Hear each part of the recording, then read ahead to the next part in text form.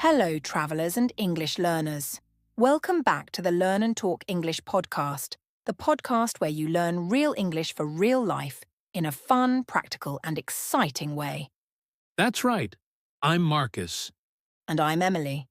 And we are so excited to have you with us today for another amazing episode. But before we begin, let's quickly look back at our last episode where we introduced some of the most essential English phrases for travellers. We talked about how to ask for help, how to check into a hotel, what to say at the airport, and even how to order food at a restaurant. We also gave you real examples of how to use phrases like, "Excuse me, can you help me? Can I check in for my flight, please? Can you speak more slowly?" And even, "Where is the nearest metro station?" That episode was packed with tips to help you feel confident when travelling in an English-speaking country. And today we've got a fantastic episode lined up for you, especially if you're planning to travel to an English-speaking country, or just want to sound more natural when speaking English. In this episode, we're going to focus on key vocabulary and phrases for travel. You'll learn how to ask for help, check into a hotel, talk to a taxi driver, order food, and more. These are real phrases you'll hear and use when you travel abroad. And to help you learn, we've prepared two powerful stories that are packed with realistic conversations, practical expressions, and everyday English challenges. First, you'll hear the story of Sarah from Saudi Arabia, who travels with her husband Sultan to London to study. They receive a government scholarship, but when they arrive, they face many challenges because of their limited English. From the airport to the hotel, and even at their first English class, they have to learn fast. And then we'll take you to the United States, where you'll meet Miguel, a student from Brazil who moves to California to study science. He faces a whole different set of surprises, especially with airport security, hotel internet problems, and understanding fast-talking taxi drivers. While you listen, you'll hear useful phrases like, "Excuse me, can you help me? Can I check in for my flight, please? Where is the nearest metro station? Can I get the bill, please?" And even, "The internet isn't working. Can you fix it, please?" And the best part? You don't need to memorize everything right now. Just listen carefully, repeat the phrases, and come back to this episode as many times as you need. Also, and this is very important, we've created a brand new Facebook group just for you. In the group, we'll share all the key phrases from today's episode, along with bonus vocabulary, practice questions, quizzes, and exclusive learning tips. You'll also find extra educational materials on our Facebook page, and we'll post updates there whenever we release a new episode. So make sure to like the page, follow us, and most importantly, join the Facebook group. You'll find the link in the episode description below and in the comments section. We'd love to see you there, and we'll be happy to answer your questions, post challenges, and help you practice English every week. Now, let's get started with the stories. Our friend Maria will be telling the stories today, so get ready to listen closely, repeat key phrases, and imagine yourself in the shoes of each character. And don't forget, listen to this episode more than once to learn the vocabulary. And of course, like our Facebook page and join the group for all the extra content. As well, like this episode and subscribe to the channel if you are still not subscribed. All right, let's go. Here's Maria with today's first story.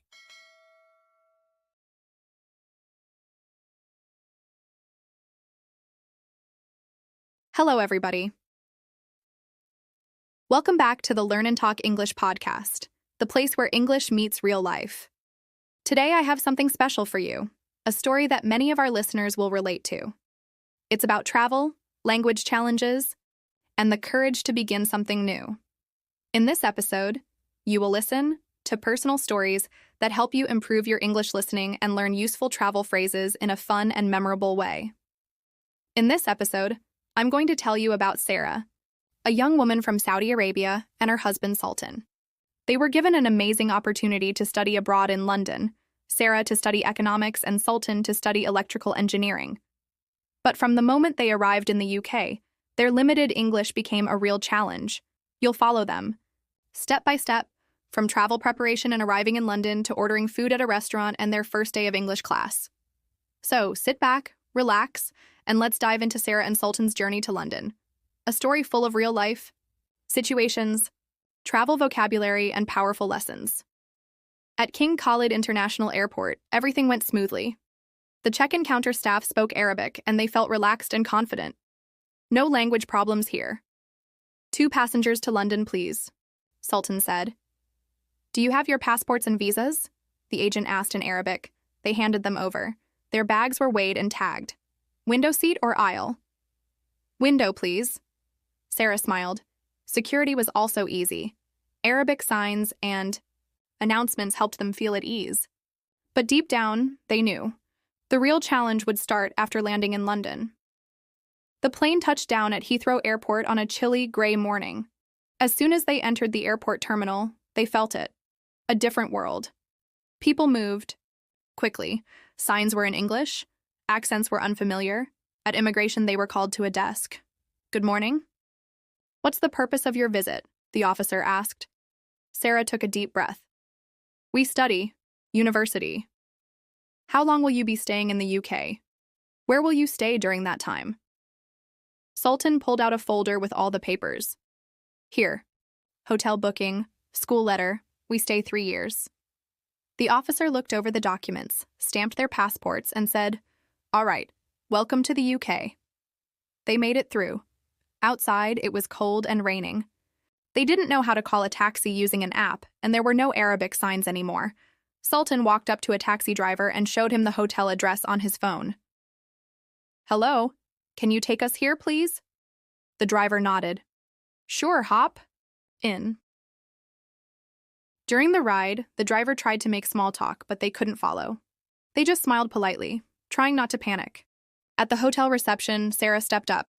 Hello, we have a reservation under Sarah Al-Khatani. The receptionist asked, Can I see your ID, please?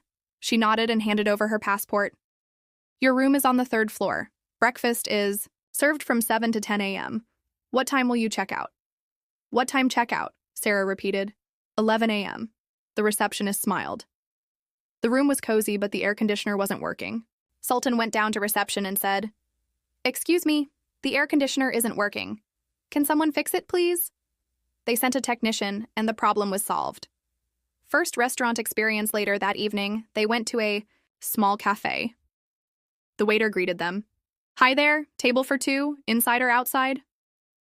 Inside, please, Sultan replied. The menu was all in English. Sarah pointed to a photo and said, This one, please. No meat. I'm vegetarian. Have a veggie version. No problem, the waiter replied. Sultan said, Chicken sandwich and water, please. After dinner, he asked, Can I get the bill, please? They were proud. They had made it through their first meal in London. The next morning, they started their English preparation course. It was a class full of international students, some from Asia, Africa, and Latin America. The teacher said, Welcome, everyone. Let's introduce ourselves. What's your name and what do you want to study? Sarah stood up, nervous but brave. My name is Sarah. I study economics. I want to speak English better. Sultan followed. My name is Sultan. I study electrical engineering. I want to understand English fast. The class laughed kindly. They were all in the same boat. Over the next few weeks, they practiced important phrases like, Can you repeat that, please? Can you speak more slowly? What does that mean? Could you write that down? They learned to ask for directions, order food, make phone calls, and even how to open a bank account. Adapting and growing life in London wasn't easy at first. They got confused at the bus stop. They once took the wrong train. One time, Sultan accidentally bought sparkling water instead of still water and hated it. But they laughed through their mistakes and kept trying. By the end of the 3 months, they could book appointments, talk with classmates, explain problems at the hotel, and feel confident speaking English every day. Their journey had just begun, but they were no longer afraid. And that was the story of Sarah and Sultan's journey to London. a beautiful reminder that learning a language isn't just about grammar and vocabulary. It's about real-life situations, asking for help, and never giving up. Did you catch all the travel phrases in the story? If not, don't worry. Rewind, listen again, and try repeating them out loud. The more you hear them, the more natural.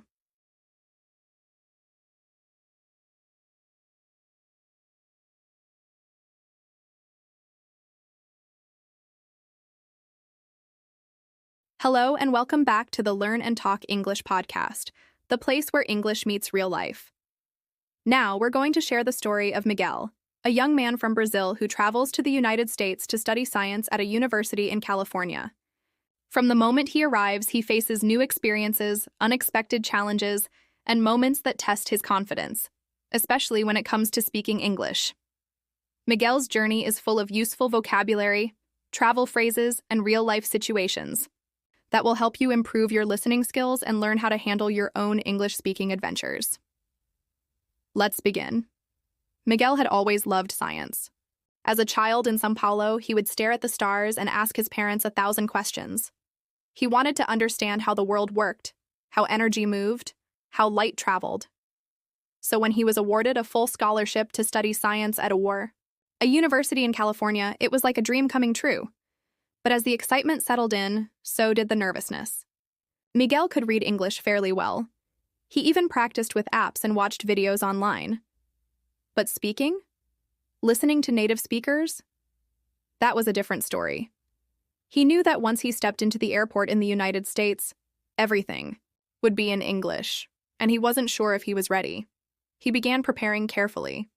He booked a flight to Los Angeles, reserved a hotel near the university, printed all his documents, passport, visa, and scholarship letters, and made a list of useful phrases. He stood in front of the mirror each night practicing. Excuse me? Where is the baggage claim? Can I check in, please? How much does the ride cost?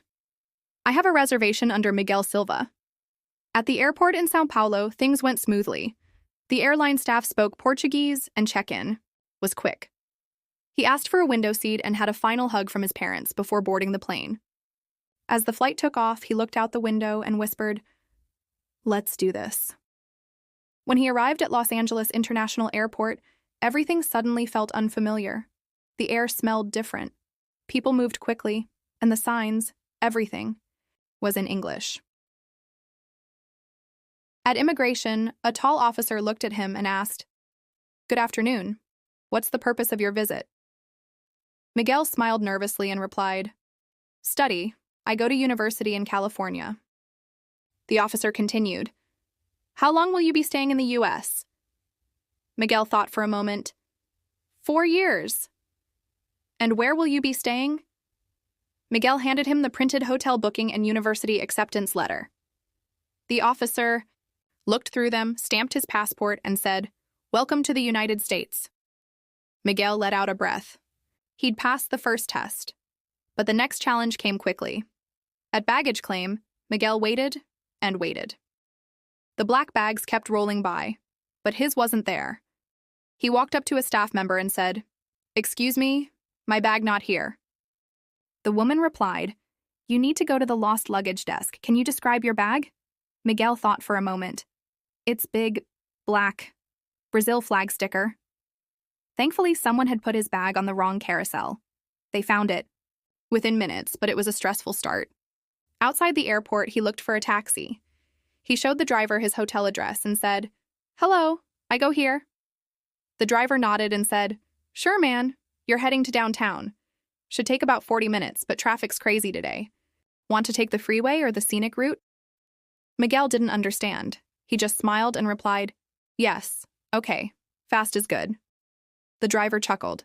"All right, fast it is." During the ride, the driver was friendly. "So, first time in the U.S.?" he asked. Miguel nodded. "Yes, first time. I'm from Brazil." The driver grinned. "Nice! Welcome to California, man. You're gonna love it." Miguel smiled politely but didn't say much. He understood some words, but the driver spoke quickly. Still, the ride was pleasant, and the driver helped him with his bags at the hotel. At the front desk, Miguel said, "Hello, I have reservation. Miguel Silva." The receptionist asked, "Can I see your ID and credit card, please?" He handed over his passport and card. The receptionist smiled and said, "Okay, you're in room 403. The elevator is to your right. Breakfast is served from 6:30 to 9. Let us know if you need anything." Miguel thanked her and went to his room. But as he tried to connect to the Wi-Fi, he noticed a problem. No signal. He called the front desk. "Excuse me, the internet, not work, no signal." The receptionist replied, "Thanks for letting us know. We're having some issues. We'll reset the router. Try again in 5 minutes." 5 minutes later, still nothing. He went back downstairs and said, "Still no internet. I have to use email. Is there another way?" The receptionist suggested, "You can try in the lobby. The signal is stronger there." Miguel sat in the lobby with his laptop, finally sending a message to his parents to say he'd arrived safely. That night, he went out to find something to eat. He stepped into a small diner near the hotel. The waiter greeted him. "Hey there, eating in or taking?" "Out?" Miguel froze. "Sorry?" The waiter smiled. "Are you eating here or taking it with you?" Miguel smiled back. "Ah, eating here. Yes." He looked at the menu and said, "Burger, please, no cheese, and 1 Coke." After eating, he asked, "Can I get the bill, please?"